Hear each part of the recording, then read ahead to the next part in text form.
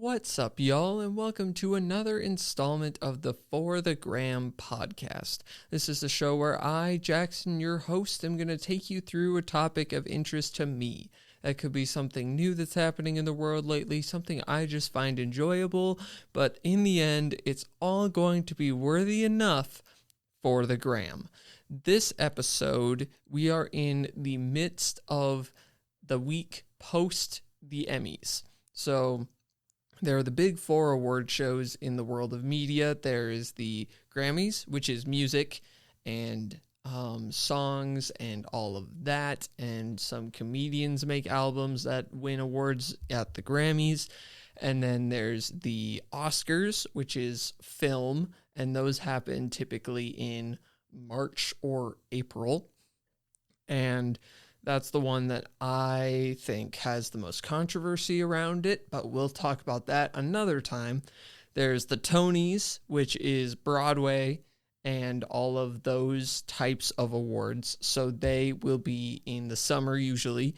And then there's, of course, the Emmys. The Emmys is the TV awards, and they happen in the beginning of the fall season. And it's what is also known as pilot season, when a bunch of shows are beginning to air that have been testing on their pilots over the summer. And so we are in the week post the Emmys right now. And the Emmys this year was a very interesting experience because it was hosted by Dan and Eugene Levy, who are the creators of the hit television series Schitt's Creek, which that show in its respective year won so many Emmys. Like, that was COVID year for the Emmys. So I just remember the live streamed Emmys where they just announced Schitt's Creek won every single award, and it was crazy, but it was well deserved. That show was pretty good. And then there were the last couple years where like comedies were starting to be on the rise in the terms of the Emmys. But this year was one of the first years that I've actually watched the Emmys. I don't typically watch the Emmys just because it's in the fall.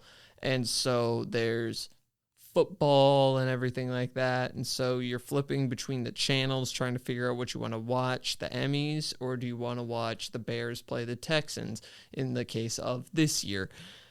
I watched a little bit of the Emmys, but I also watched a little bit of the football game, so that was exciting as well. But this year, the Emmys, I was watching specifically because one of my favorite shows of this past year is a show on Hulu called The Bear, which is about a restaurant in Chicago, and it stars Jeremy Allen White, who I believe was on The Wonder Years. I'm not entirely sure, but he is phenomenal in this show. He won the Best Actor in a Comedy Series award a couple days ago, and that was super cool. And then the Bear also swept Best Supporting Actor, Best Supporting Actress in a comedy series as well, and I was all for that because those two are my favorite characters on the show. And so there was a lot for the Bear,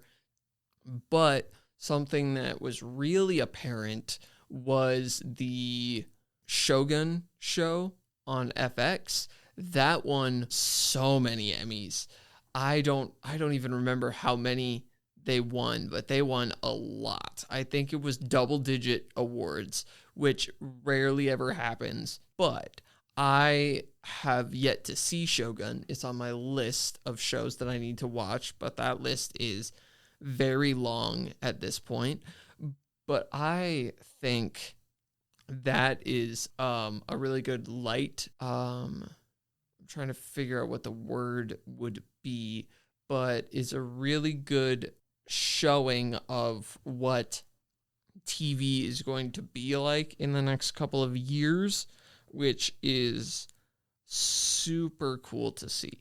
There's a lot of hope for TV shows coming out soon. We're about to have more of the like hit type shows coming back in the next couple of years.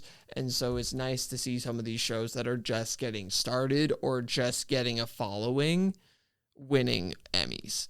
My thing with the Emmys, right, is that it's the least enticing award to get, right? Like, I don't bash anybody who's on TV or things like that, but it doesn't look very cool. Like, you hold an Emmy and it looks like it's just a waste of space. It's like, where are you going to put this thing? Like, I get that the Oscar is just a dude, but like the Oscars have been around for almost 100 years at this point, right? So that's like the prestige factor. Like, you want to get an Oscar, but I don't want to win an Emmy ever because they're so bulky and the design is just not great. Like, I'm sorry if you designed the Emmy, but like, it's just crazy huge. Like, of the big four awards that I would want to win, I would want to win a Tony because it's a medal with the theater masks on it and it spins. It's so cool. I feel like that would be the coolest one to own. The Oscar would be cool for the prestige factor of it, for sure. And then the Grammy is just a record player. I think it's just a phonograph. Like, you just grab that and you can carry like 8 of them. They have to be like small and compact because at the Grammys you win so many. I mean, people at the Emmys also win so many, but like, I know Dan Povenmire, the creator of Phineas and Ferb, he has 2 Emmys, and he was at the Emmys the other night. So that's always interesting, too, that some people who have multiple Emmys keep going back, even if they don't win anything. Like, it's crazy to think about. Another show that went big at the Emmys was Baby Reindeer, which is a show on Netflix, which I've had on my watch list for a long time, but I've never actually gotten into it. That one won like 4 Emmys, like all the like small budget TV show, micro series or whatever, all of those awards basically went to Baby Reindeer. And I mean, I don't even know, like some of these shows, like I never even hear of, but like there are other ones that I'm like, oh my gosh, I really should have watched that. And then they win an Emmy. And so I'm like, okay, now I definitely have to watch that because it's an award-winning TV show. I mean, I don't know, like that's just my whole thought process on the whole thing. But anyway, on that note as well, I wanted to use this episode to talk about one of my favorite shows of the 2020s. And if you know me at all, you know what I'm going to be talking about. Yes, sir, it's Ted Lasso. I promised that this episode was coming, and it's finally here because we have some huge Ted Lasso news that I am excited about, but I'm also scared about, but we can talk about that later. So what Ted Lasso is it is a show on Apple TV Plus, so not a lot of people know of its existence just because it is a show exclusively on Apple TV Plus, and not everybody has access to Apple TV Plus. And so what this show is it's based on a series of commercials from the early 2000s when Jason Sudeikis was on Saturday Night Live. And it was a way of getting Americans interested in Premier League soccer, right? So Ted Lasso is this foghorn leghorn style Kansas City Southern speaking guy from the US, and he is a American football coach. And the original idea of the character was to get people interested in Premier League soccer when NBC got the license to air Premier League soccer games.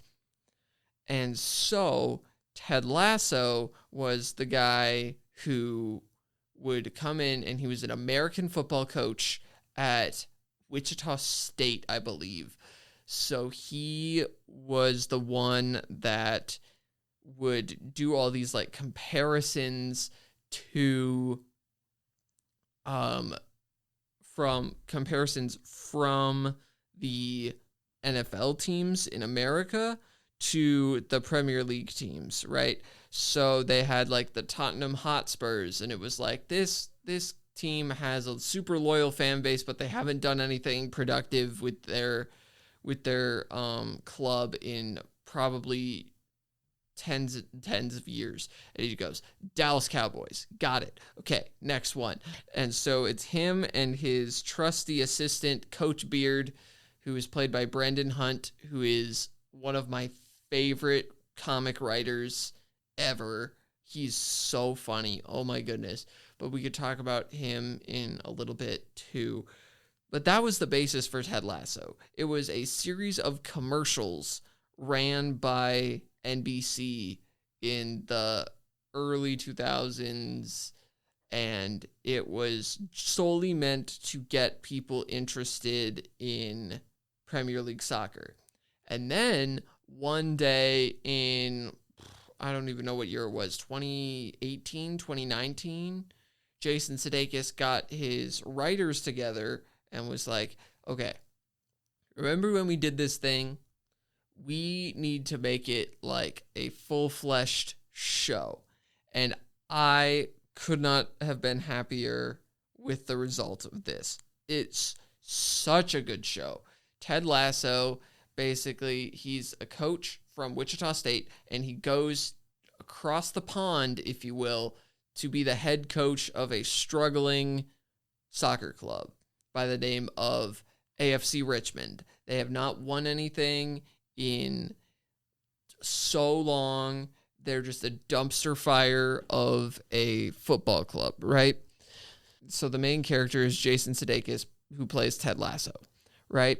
But the B plot of the entirety of the first season is that his boss, who's played by Hannah Waddingham, and she is the ex-wife of the owner of the club, right? So the owner of the club, his name is Rupert, and he's a piece of garbage, and I do not like Rupert at all. If anybody listening has watched Ted Lasso with me, you understand my disdain for Rupert as a character.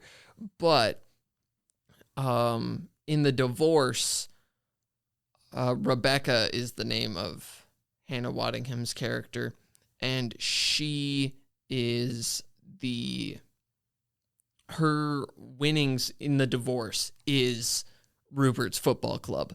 And so what she wants to do is she wants to bring in this kooky American football coach to coach a garbage football club and make them even worse. That is the whole objective behind season 1 of the show. But then insert Ted Lasso, and he's this goofy guy who nobody really likes at the beginning, but then he starts to grow on everybody a little bit, and he just like livens up the atmosphere in AFC Richmond. And so he just takes this club of people with every single stereotype of sports athlete trope, if you will. And so you have to deal with the old player who's past his prime. You have to deal with the new cocky rookie who's in his prime. You have to deal with the people who aren't like entirely sure what their place is on the team.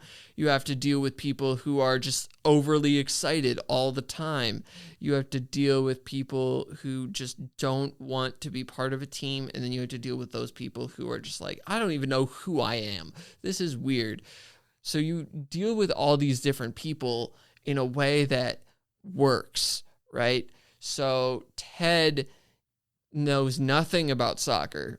He knows very little when he starts coaching AFC Richmond, and he relies on head kitman Nate Shelley, if you will. That's his name, Nathan Shelley, right? And he is the kit man. So he's in charge of upkeep of the pitch, and he's in charge of making sure that everybody's uniforms are washed and stuff like that. And so he knows a lot about football from watching this team and growing up in the UK and all that stuff for years and years and years. And so Ted shows up and he's just like, ooh, this kid knows what he's talking about. I'm going to do some of the stuff that he says.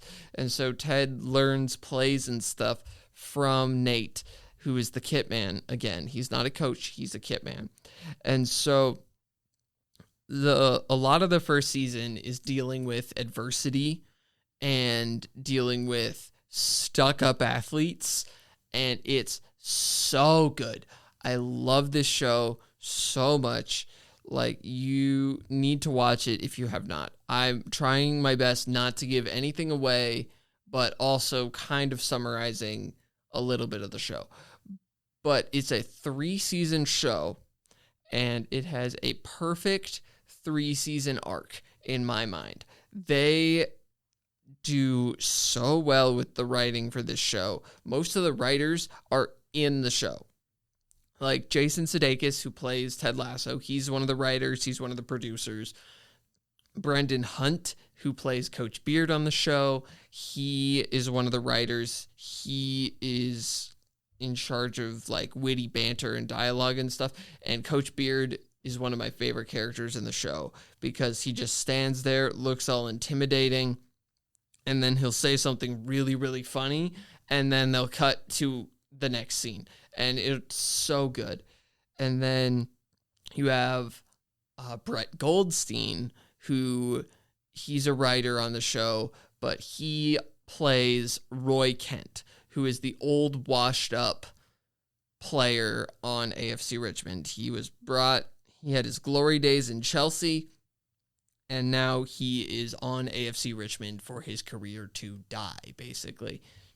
And he is one of the key elements in Ted's coaching style working, because he listens to what Ted has to say. Not always right away, he doesn't, but after a while, he sort of becomes the leader Ted wanted him to be. And then later on in the show, he becomes a coach, and that's super cool to see. Coach Roy, woo! Also, if you're familiar with the show, Uncle Roy is my favorite side narrative out of any of the subplots in this show, because he has a niece named Phoebe, and she is the best human possible, and Roy is not that, but she rubs off on him and he rubs off on her in ways that nobody ever would have expected, and I really love that. The problem with condensing a 3-season show into me talking about it for 30 minutes is there's so much to cover, and I know there's going to be a lot that I miss, but one thing that I really, really want to talk about is the writing of this show. This show takes so many unconventional ways of writing, but it is never boring. It is never cringy in any way. It is so good.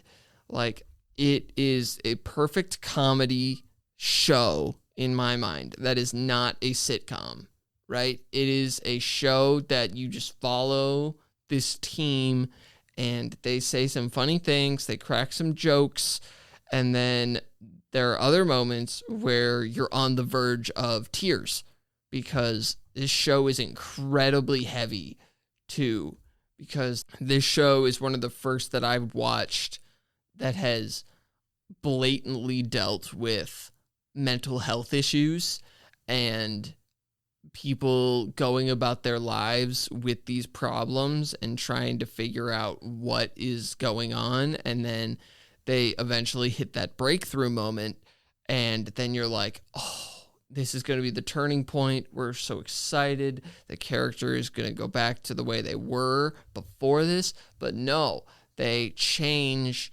drastically between the 2 points, and it's so worth it to watch just for that aspect of it. And it's a scary thing. It's like a risky thing to talk about in mainstream media today, is because everybody deals with things like this. But I think that's what also makes Ted Lasso such a good show, is they just don't even try to hide it. They're like, okay, so Ted is going to have anxiety attacks like all the time throughout the show. And you're not going to know why right away. You're going to get that something is wrong, but you're not going to understand what it is about that until about midway through the show. And I think that's just brilliant writing. They plant seeds so early on. There's a rule in writing that's called setups and payoffs, right? And so if you have a setup that builds tension at all for the viewers, there normally is a feeling called payoff, which is when that feeling of tension is resolved. This show does that really, really well, but oftentimes you don't see the payoff until 5 or 6 episodes later.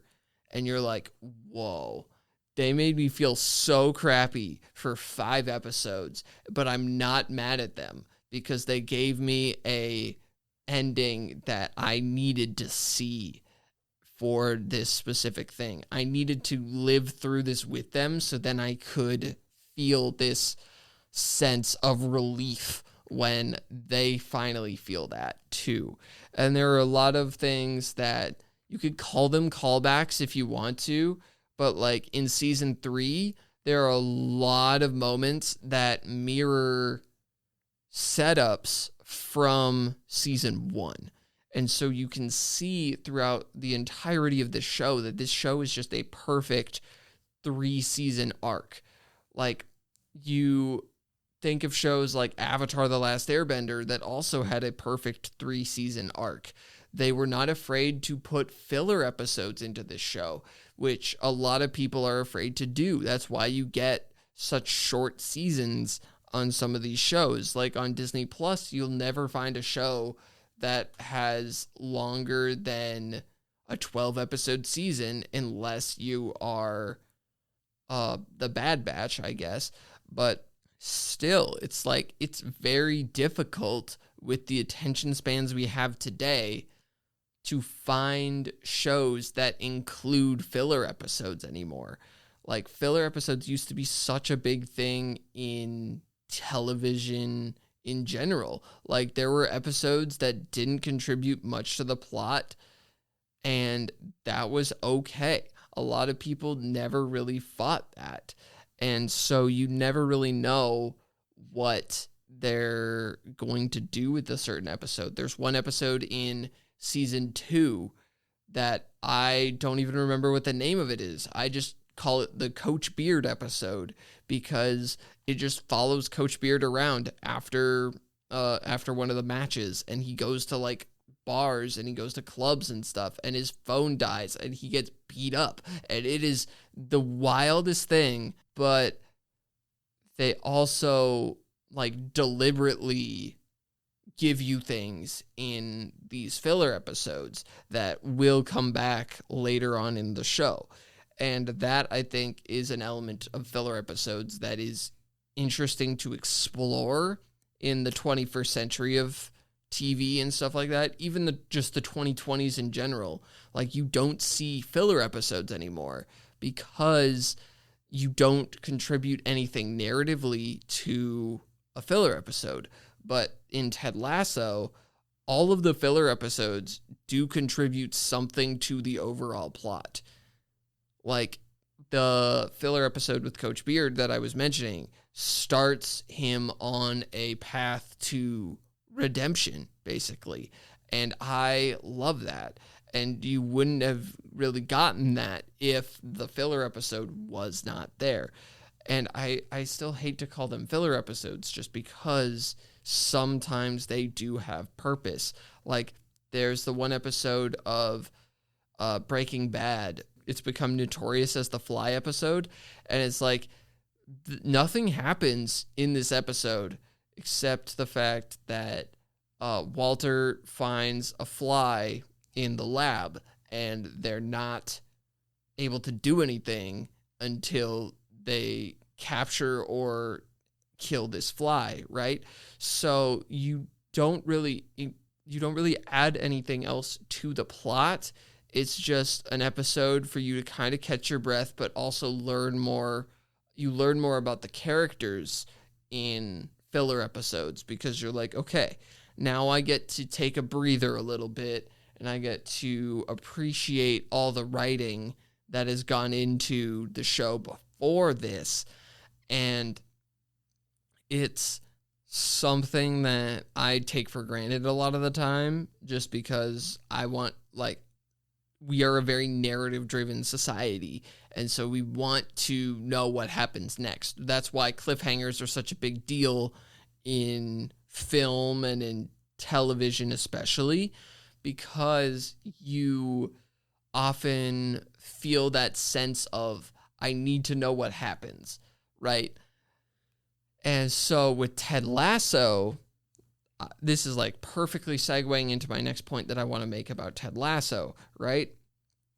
Something I have always said about this show is it gives you the ending you need, not the ending you want, right?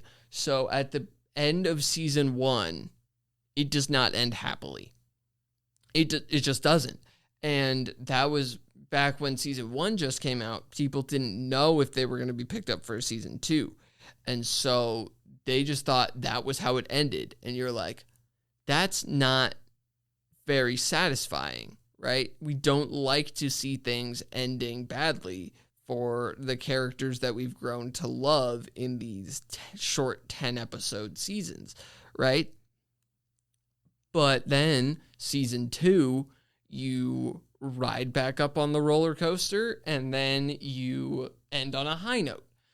And then season 3, you go all over the place. You end some episodes on low notes, you end some episodes on high notes, you end some episodes on like coasting, but ultimately you end on a higher note at the end of season 3 because that was when Jason Sudeikis decided to leave the show. And so he said he was not going to play Ted anymore. And I think that was a genius decision because, like I was saying earlier, the show Ted Lasso is perfect in 3 seasons. Like, they knew what story they were going to tell about a football coach from America who comes to coach a football club in London, right? They knew that was what the story was going to be. They knew throughout that they were going to have their ups and downs throughout. Like, they were going to come together as a team and then slam, this thing happens to prevent them from being a team again. And then they come together as a team again and then slam, this thing happens to prevent them from staying as a team, right? And so that's like a common thing in what we're talking about in my film classes now is we talk about narrative and how there's a quest where the main characters strive to complete something, and then there's a crisis which prevents them from completing the quest, which ends in what's called the new balance, which is where the characters, they were not on the same path that they were at the beginning of the show or the beginning of the movie. They are doing something different that they were blinded by at the beginning that they know now, right? And so I think Ted Lasso is just such a good show in the sense that it gives you what you need to see, not what you want to see, right? So we need to see this team struggle. We need to see this team rally together and overcome hardships, right? We need to see that. And if they win all the time, we don't get to see that. And that's a big part of what I love about this show. Something I said earlier in the episode about how there's like big Ted Lasso news that just came out. But Ted Lasso got greenlit for a season 4. And Jason Sudeikis is apparently coming back. But Phil Dunster, who plays Jamie Tart, who is one of the crowd favorite characters of the show, he is not coming back because of filming issues and conflicts and stuff like that. So I honestly think they should cancel it. If they don't bring everybody back, they can't do another season. They're just going to ruin the show, and I'm going to be so mad. They've been talking for years about doing a Ted Lasso spinoff. They wanted a Coach Beard spinoff, and then at the end of season 3, they teased another potential spinoff, but Apple TV has not said anything about those specific events yet. And so I'm worried if they bring it back for season 4, then they're going to ruin the 3-season arc that they've been going about this entire time. And I don't know if I'll like the show as much if I have to watch a season 4. Like, I don't want it to be like an entire season without some of the characters, right? Like, I need to see all of the characters come back. Otherwise, it's not going to be worth it to watch another season of the show. I don't know if it's going to be worth it to make another season of the show. Something that I've seen was they were talking about the fact that season 4 would come out in 2026, which is the same year that LA is hosting the World Cup. And so they might have that play into it a little bit, which AFC Richmond, for the record, is not a real team. The team does not exist. I want it to exist so bad, but it does not exist. It is a fake football club. All the other football clubs that they play in the show are real. All of the other ones are like real clubs that do exist in real life, and they make jokes about all of them, and it's so funny. And the Manchester City coach from real life was in the show, and I think that's awesome. I think that's so cool.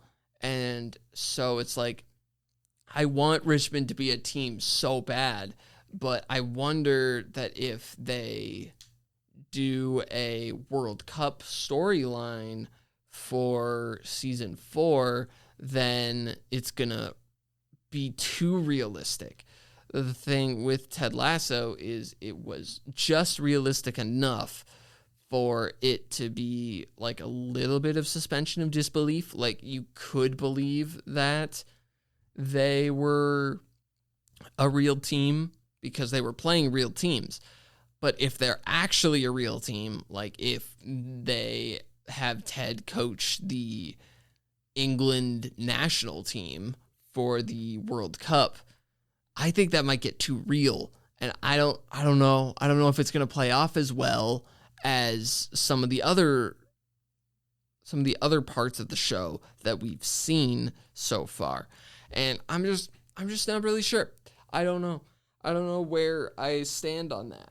Just because season 1 was really, really good in establishing character and establishing motivation, and it gave each character an arc that they had to overcome. And then season 2 was a lot more on that mental health stuff. Like, they literally brought in a therapist as a character to talk about some of these problems with Ted, with some of these other players on the team, things like that. And the moral of season 1 was you can take any group of people and put them together on a team and have them work well with each other, as long as they get over themselves a little bit, right? And then season 2, the moral was, it's not a shameful thing to seek help for something you don't understand, right? It's a really good thing for people to understand in today's world, especially, that like therapy is not a scary thing, right? That you can do it regardless of if you need help with anything specific or if you're just like, I don't really know what is going on right now. And that's where you get like those big, like heart-wrenching breakthrough moments that we got in season 2. And then season 3, the moral is like, stop playing the way that you've always played the game, and you can learn new strategies and overcome your rivals by beating them at their own game, basically. And I loved season 3. There was, if anybody out there has seen the show, the Netherlands episode is one of my favorite episodes in the show. I have one per season that I really, really like. And in season 3 was an episode called Sunflowers, and that one got nominated for so many Emmys. I don't remember how many Emmys it got nominated for, but Ted Lasso in its entire duration got nominated for probably 60 or 70 Emmys. Did they win all of them? No, but they did win a lot of them. Like Jason Sudeikis won a lot. Brendan Hunt won a couple for writing. They won a couple for specific episodes. And then they won, I know Brett Goldstein won, and I know Phil Dunster won, and I know Hannah Waddingham won. And so, they're a highly accredited TV show. But I don't want them to just ride off the success of the 3 other seasons and make this season garbage. You know what I mean? Because I'm going to relay it to Toy Story, the Toy Story franchise, right? Because they have Toy Story 1, which was good, Toy Story 2, which was better, and Toy Story 3, which was the best. But altogether, they rounded out a really, really solid trilogy. And then Toy Story 4 came along, and it was a cash grab that was not really that good. They sidelined a bunch of characters that we really liked seeing in the other films, and I just don't want that to happen with Ted Lasso season 4. I would love a Ted Lasso season 4, but this show might not need it. I hate to say it. We might have to go opinion over ratings in this case. I'm not really sure what we're going to have to do about that, but once we get concepts for it, I hope it might be better than we're thinking, but I don't know. All that being said, I want to transition now into this week's edition of 3 things you need to know. So number 1, this week we had the harvestful supermoon / lunar eclipse. So the sky has been crazy all summer. We had the northern lights visible all over the United States. And then that does not stop in the fall. We're going to be able to see the northern lights so much from now until October. And then this week we have what's called the harvestful supermoon, which is when we have a full moon, and the harvest moon is the first full moon of the fall season. And then the supermoon is when the moon is its brightest in the sky, because the moon in its orbit is closest to the Earth, right? Little science tangent, but whatever. So, the past couple of days, the moon has been super, super bright. And it's been noticeable that it's super bright, because it's if the sky is cloudy and the moon is out, you can just see all of the clouds in the sky, and it's kind of crazy to look at. But this year, we have the harvest-full supermoon, and it's going to be a partial lunar eclipse. So the moon will be the brightest it's ever been, and it will be glowing a slight orange-red because the Earth's shadow will be over the moon. But they said that you're going to be able to see it if you have clear skies and things like that. So I'm hoping for clear skies, and I love looking at the lunar eclipses because not a lot of them. I've only seen one full total lunar eclipse, right, in my lifetime, which is saying a lot because I don't just go out and look at the sky a lot of the times. But sometimes I'd be watching a football game and they'll be like, look at the moon. And I'm like, what? What do you mean look at the moon? And they point a camera at it and it's bright red. And I'm like, whoa, that's cool.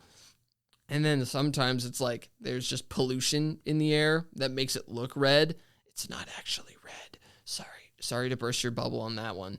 But sometimes it's not actually a partial or even a total lunar eclipse. Sometimes there's just smog in the air, and that causes the moon to be red. But we have the potential to see the harvest full supermoon / partial lunar eclipse with the northern lights at the same time, which would be really, really cool. So if you saw it, let me know. Let me know how cool it was. I'm so excited for this thing. Number 2, with the hopeful success of the new Brad Pitt and George Clooney movie called Wolves, which is also on Apple TV Plus. This is just an Apple TV Plus centered episode, I'm guessing. With the potential success of this movie that comes out at the end of September, George Clooney and Brad Pitt are coming together for Ocean's 14. I know. My parents, if they're listening to this, Ocean's 14, it's coming, and they're taking the director, I'm blanking on his name right now. They're trying to get the director who did All Quiet on the Western Front, which won Best Cinematography at the Oscars a couple of years ago. That movie was really, really good. So if they bring him into a heist movie, I would be so excited to see that. And it's Brad Pitt and George Clooney, their banter with each other is super, super good. So as long as you bring them back, I think it'll be okay. But I'm not really sure who else they're going to bring back yet. They just said George Clooney and Brad Pitt are in the works on a potential Ocean's 14 coming out in 2027, I believe.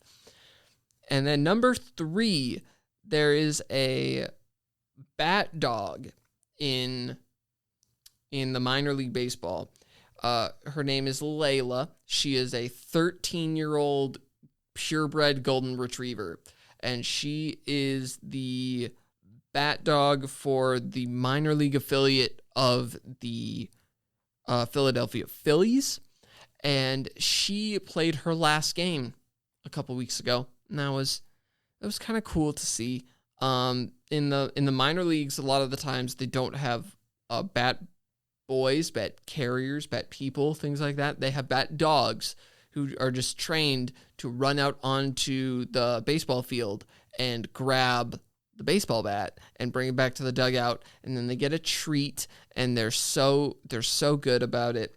But Layla has been doing it for 8 years, I think now, and she just played her last game as a bat dog, which is kind of sad, but I really hope they don't replace her as the bat dog, but it should all be okay. She had a lot of years of service, and she did well her last game. So that's almost all you can hope for in that regard. I wonder what other animals you could train to go fetch bats. Probably not a lot. Cats wouldn't want to do it. They'd just be like, no, I'm not going to do that. If you had like a rabbit go do it or something. I don't know. Bat Dogs. That sounds like a cool name for a baseball team. The Bat Dogs. It sounds like a cool name for a superhero. Bat Dog. Sorry, I'm getting so sidetracked right now. But anyway, that's going to do it for this week's installment of the For the Gram podcast. If you guys liked what you heard, you can follow me on Instagram at forthegrahampod, all lowercases, no spaces. Or if you have any feedback on the show whatsoever, you can always send me an email at forthegrahampod@gmail.com. And with that all being said, I hope you all enjoyed this episode, and I will see you in the next one. Thanks for listening.